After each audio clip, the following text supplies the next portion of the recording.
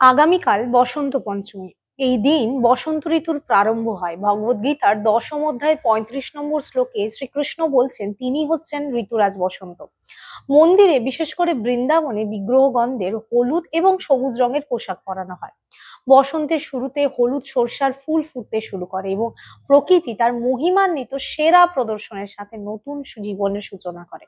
ভক্তদের জন্য এই দিনটির বিশেষ মাহাত্ম্য রয়েছে। যেমন বিদ্যার দেবী সরস্বতীর পূজা করা হয় এবং আমরা তার কাছে কৃষ্ণ ভক্তির প্রার্থনা করে থাকি। পুণ্ডরিক বিদ্যানিধি, যিনি কৃষ্ণলীলায় শ্রীমতী রাধারানীর পিতা বৃষভানু মহারাজ ছিলেন, তার আজ আবির্ভাব তিথি।